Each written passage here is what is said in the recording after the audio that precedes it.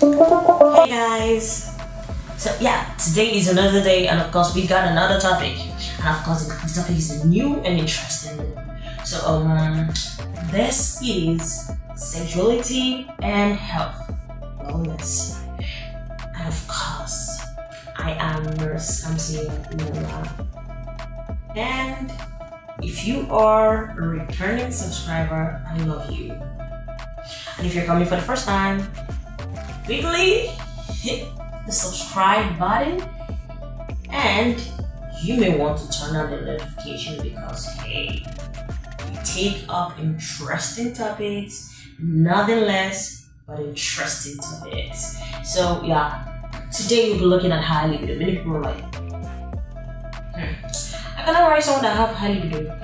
So that they'll choke me in bed. No. I don't want people. I don't want a man. I don't want a woman choking me in bed. So I just want to let you know. I just want to debunk that lie. High libido is not as bad as you think it is. High libido is not as bad as you think it is. Okay, let me put it this way, in such a way that everyone understands, right? Now, if you say you don't want to marry someone that has high libido, is this someone that has low libido that you would like to mingle with?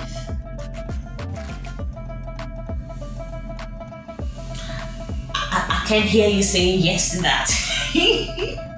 I see many people like, I don't want to marry someone with low libido either.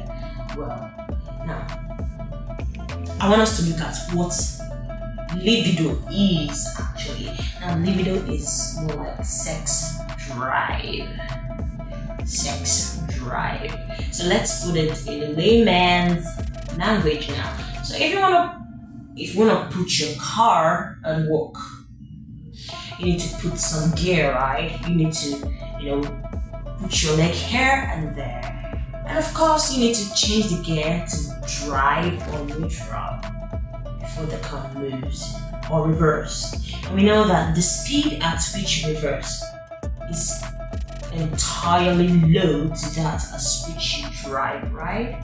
And to that at which is neutral, right? So now, there are many things that cease to the spiking of your libido, or the drop, or the dip in the level of your libido, or in the height of your libido.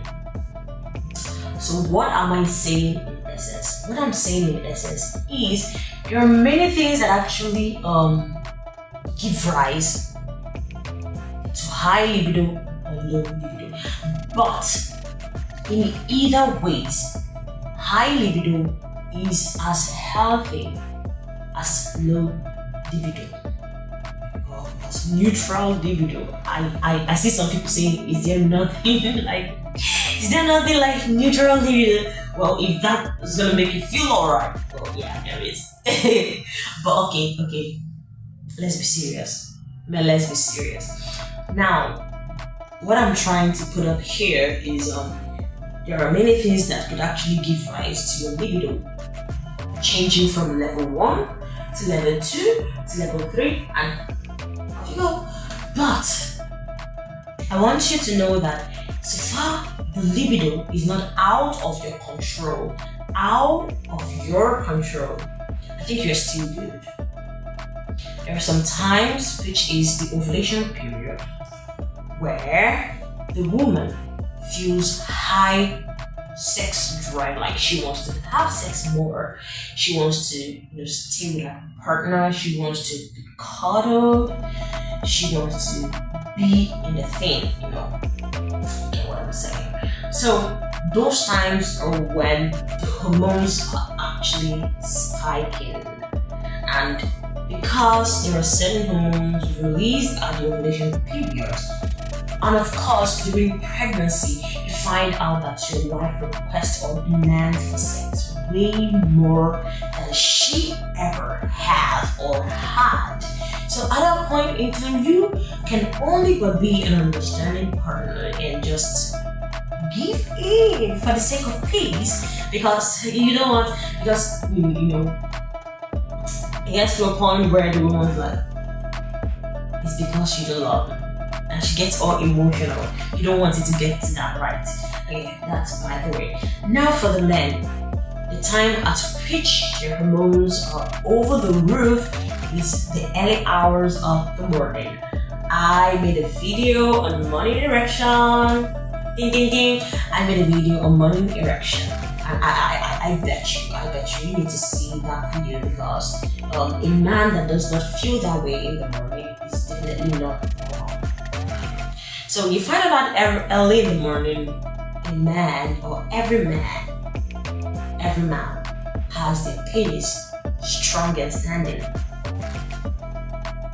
I mean, they are waking from sleep. It's not as if they just had an encounter with a lady, or they just saw the lady that they love. No, they just woke up from sleep, or even when they're still sleeping, you find out that the little D is standing so strong and so hard.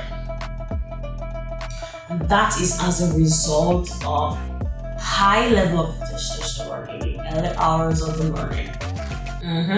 So at that point, like I got a lady saying that she cannot be in bed. She cannot be in bed and wait for her husband to wake up, because she knows that the next thing is then the guy's gonna draw her back to bed and have his way, because why not? This testosterone is at its peak, and of course the man is going gaga seeing you on the bed with him. And of course we know that some ladies like to go to bed with little or no clothing. So once he gets that sight with the testosterone that is already so high on the roof, man, the man's got no option than to grab what is beside him, right? Alright, let's come over it. So now you will be asking, okay, if high libido is good, or if high libido is as a result of certain things coming to play, which sometimes we can suppress, sometimes we can sweep under the carpet so that we can do other important things for the day. Why then are there people that cannot handle themselves, people that cannot help themselves when they feel like, let's have sex, let's do something intimate? Why do we have people that cannot control themselves? What do we call that situation? Now I'd like to let you know that in as much as high libido is as a result of hormones coming to play, or you having a partner that listens to you and wants to give you what you want whenever you want it. You have a partner that is good in bed, so you desire more of going to bed. When you have a wife that cooks so well, you would love to go home and eat, and not go to a cheese place to eat, and not go to Mama Put's to eat. You would like to go home to eat her food, and you would eat her food more often. She may be like, you are stressing me, you're making me cook every day. But because you love her food, right? So because you've got a partner that is good and knows how to follow your trend, knows how to follow your rhythm, and also as a result of you not going through so much stress, is definitely another reason why you are always ready to have sex. You're always ready. You want to, no problem, let's do it. And of course, due to the fact that you have a very good exercise schedule and you don't miss it, so blood circulates to the right places, and of course the right places includes your reproductive organs, your penis, your vagina, making it ever ready for any time, any season, anywhere. So once your husband touches you, you're ready. Once your husband touches you, you're ready. That is not bad. It is actually healthy. It is healthy. So now in a situation where we find out that this particular thing is starting to eat up into your time for other activities like your job, family and friends, doing things that are beneficial. Other aspect, socializing and all that. So you just bump into a lady and the next thing you're thinking of is sex. So you just shook hands with your sister's friend and the next thing you're thinking of is sex. So you see a lady and the next thing you're thinking of is she's standing right before you in a dim lighted room, naked, smiling sheepishly and waiting for you to ravage her. Now that is unhealthy, and that is compulsive sexual disorder, and that is hypersexuality. So compulsive sexual disorder, like the English states, compulsive. And when we say compulsive, it means this person is drawn in. Just imagine where there is a pit and you're standing right outside. You're just like trying to look into the pit, and suddenly the dark hand came out from the pit and drew you from the head, and you're going with it. Compulsive draws you in immediately, draws you, and you cannot. It's more like drawing you, and you cannot hold something and say no, resist it. That is what compulsive sexual disorder is. So in this case, you find out that this person spends so much time doing things pertaining to sexual activity or sex-related things. Now, you may be like, well, I've not slept with a lady before. Well, I've not slept with a man before. But you have been masturbating the past 1 year, like non-stop, like every blessed day, like 24 hours before. Is that possible? but hey, it's possible, right? It's possible? It's possible. Now you're doing this and you have not had any contact with a man or a woman before. It's still fine. But the truth is, hypersexuality or compulsive sexual disorder puts a man or a woman in a place where he or she cannot say no. He or she cannot take no for an answer. Get me here. He or she cannot say no to sex advances. He or she cannot take no for an answer. So when he comes for partnered sexual activity, for sex where two persons are involved, and he or she's like, I want to have sex, or signals you, I want to have sex, and you say no, he or she will have to force you into doing it, or he or she will have to go out and find someone that is ready to give him or to give her yes for an answer. And that is what I'm trying to say. So if you find yourself in a situation where you have to carry out the act and you must not take no for an answer, or you have to watch pornography and you must not take no for an answer, you must not take no from NEPA. You must not take no from NEPA, you must not take no from a battery. If it's trying to die off on you, you must finish that porn. You must finish that pornographic video. Then you should look after yourself very good, because you are you're walking into a pit where you cannot be satisfied by nobody. So many of you think that once I get married, I'm definitely gonna stop watching porn, or I'm definitely gonna stop masturbating. Or it's gonna reduce the frequency at which I do it. The intensity is definitely gonna reduce, because I'm definitely gonna have a wife then. I'm definitely gonna have a wife at the beck and call, and just gonna tap her buttocks. Come on, climb the bed, let's do it, and that is it. Oh, I just want to let you know that hypersexuality actually goes from bad to worst. So, what am I trying to say? If now that you're single, what you engage in is watching pornographic movie, back to back every now and then, and you cannot take no for an answer. If anything happens and your phone got spoiled, you just find a way to get another device to continue watching, to keep following that desire, then I bet you, when you get married, you find out that this woman is not enough. You may start dreaming of having sex with those pornographic actors and actresses, and you feel that those people are the right people I should be doing this with. Or you may have to substitute your wife with sex toy, because you know that sex toys, there are a lot more sex toys with better engines. I don't really want to talk about sex toys, but there are a lot more sex toys with better engines that the intensity is beyond what humans can do on bed. I don't know if you get me. The intensity of these sex toys with these good engines is beyond what humans can do on bed. Even the best human cannot give you such intensity.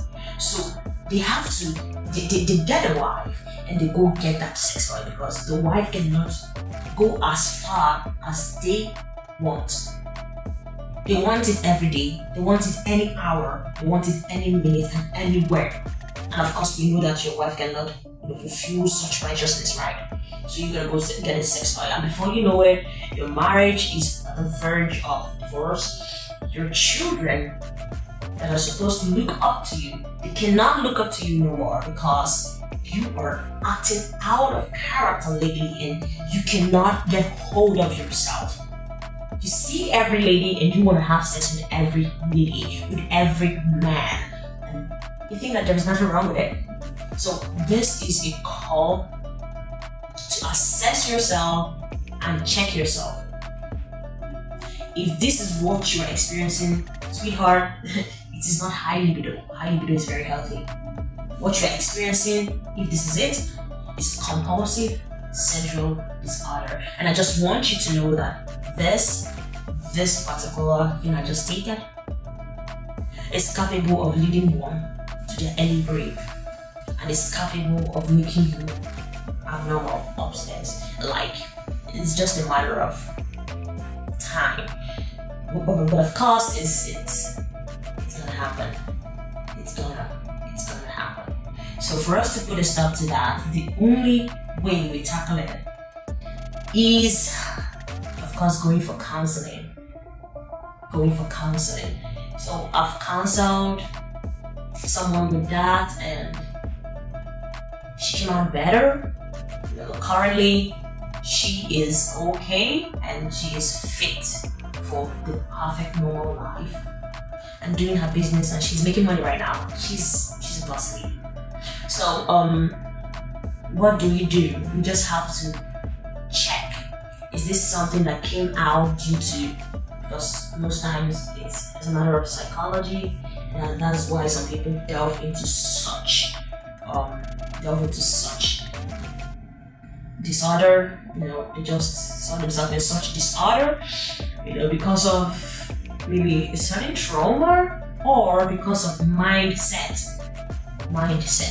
So trying to tackle it, like I said earlier, you have to get yourself into a counseling class, get yourself into the talk therapy. So I'm here for you if you're interested. So and that is where we get to find out what we get to denote, what really is the base, what really is the baseline data. How did it start? So from there we know what channel we can take the treatment to, what channel we can focus on and help to cool those things down and get you a normal life. I don't know if you have seen, I'd rather not say it. But this is just for us to buckle up and live a normal life that everyone and every man and every woman can exist, loving each other the way they should love each other. So just like I love you right now, right? I love you all. I love you so much. So I'll see you all in my next video. If you think that there is a scenario, maybe there is something that I didn't talk about, you can always say it in the comment section and I'm going to address it.